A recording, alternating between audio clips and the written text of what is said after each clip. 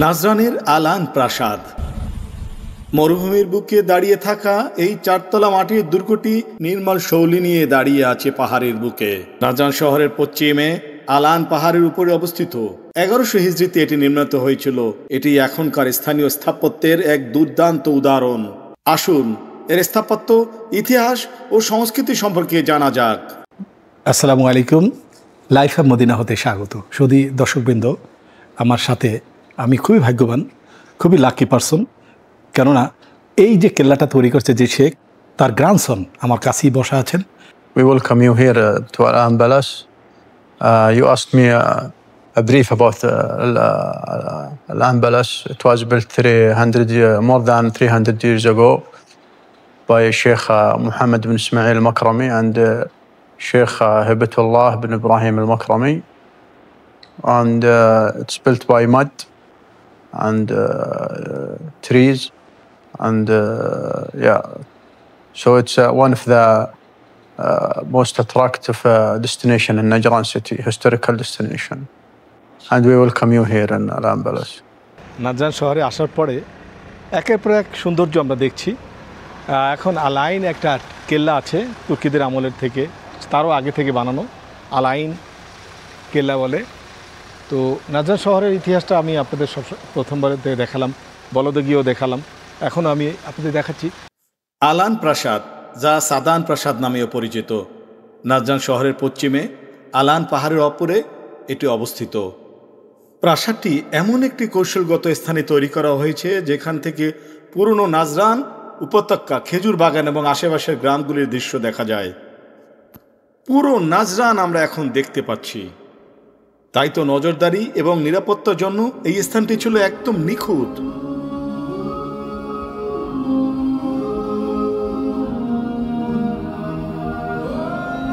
প্রাসাদের চারপাশে প্রায় 7 মিটার উঁচু একটি দেওয়াল রয়েছে, আর এই কোণগুলোতে রয়েছে নজরদারি এবং সুরক্ষার জন্য তৈরি টাওয়ার বা মিনার। অধিবাসীরা কতটা বিচক্ষণ ছিলেন তাদের নির্মাণ শৈলীতে, আর এই সাদা রঙের অলংকৃত রেখাগুলো দেখে আমরা শিল্পকর্মের এক অপূরূপ দৃশ্য দেখতে পাই।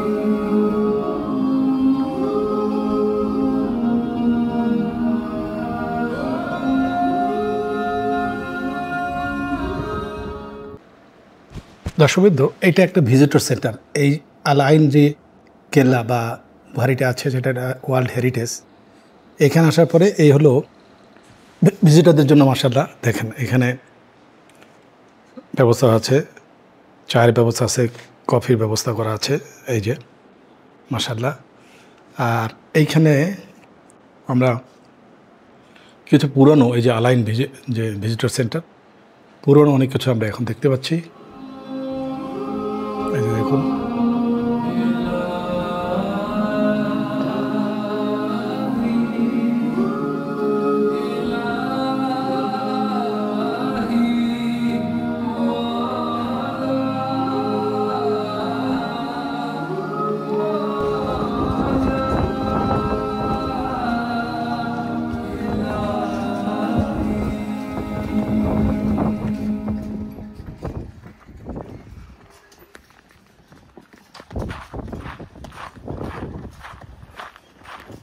উঁচু একটি দেওয়াল রয়েছে, আর এই কোণগুলোতে রয়েছে নজরদারি এবং সুরক্ষার জন্য তৈরি টাওয়ার বা মিনার।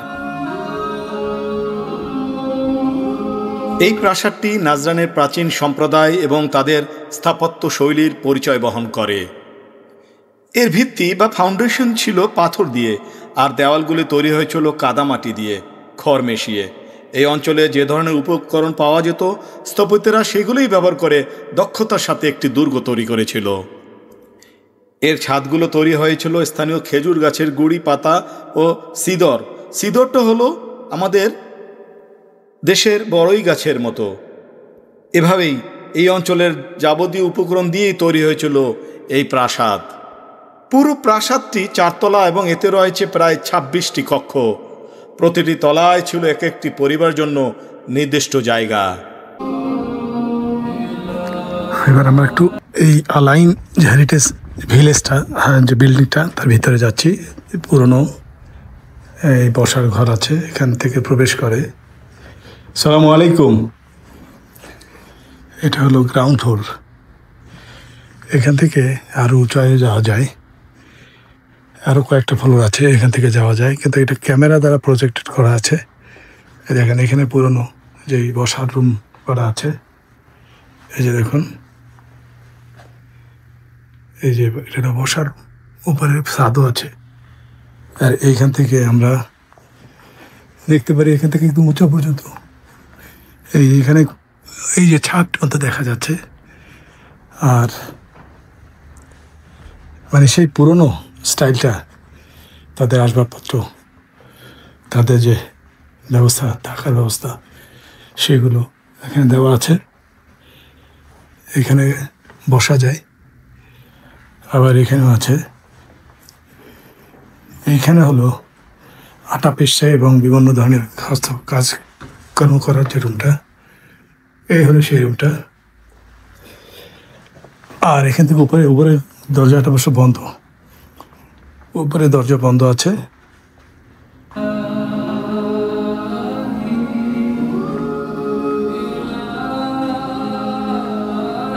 হয়তো একসময় উপরেও খোলা যায়, মাঝে মধ্যে খোলে, আজকে বন্ধ আছে।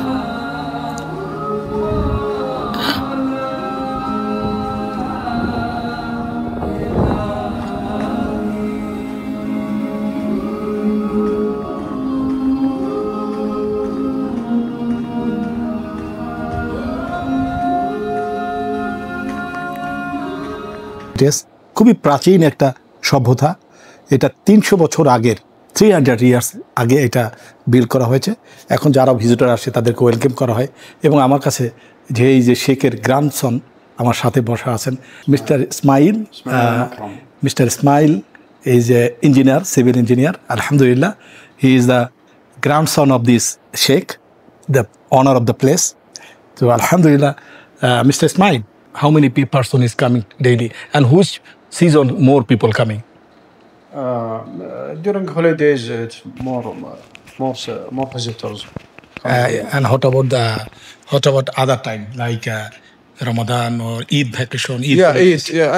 As I told you, holidays like Eid and like in summer, maybe summer holiday and spring holidays, and more. Because no schools, no work, so they come here. They come here. Visit. Is this the World Heritage, yani UNESCO World Heritage? Historical. Historical. Yeah, it's history, but maybe 350 years ago, not that old. That's very nice. Thank you very much for your hospitality, and I enjoy your meal here. ভিতরে প্রবেশ করে আমরা দেখতে পাবো Najran অঞ্চলের মানুষের জীবনধারায় এক ঝলক। এখানে সাজিয়ে সাজিয়ে রাখা আছে তাদের ঐতিহ্যবাহী পোশাক, পুরনো দিনের গৃহস্থলীর বাসনপত্র এবং এই অঞ্চলের লোক সংস্কৃতির অনন্য গুরুত্বপূর্ণ নিদর্শন।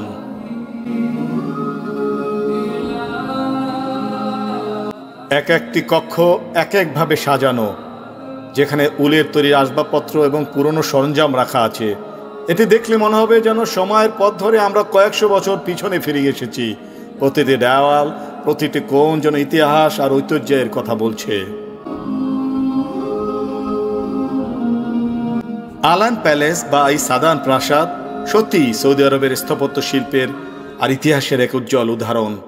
এই মাটির দুর্গটি শত শত বছর ধরে দাঁড়িয়ে আছে নাজরানের এবং সংস্কৃতির গল্প শোনাতে।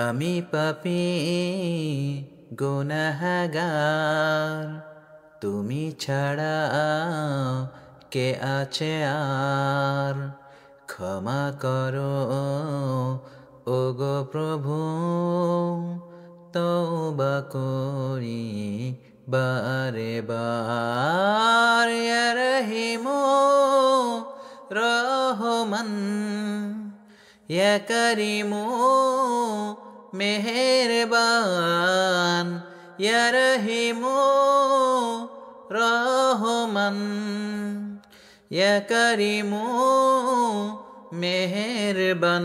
মেহেরবান তুমি মেহেরবান, মেহেরবান তুমি মেহেরবান। Very nice. এবং এখানে আপনার আসলে এখানে টি এবং বিস্কিট এবং গাওয়া আরবিয়ান কফি সব আছে এবং এখানে সুন্দরভাবে ব্যবস্থা করা আছে।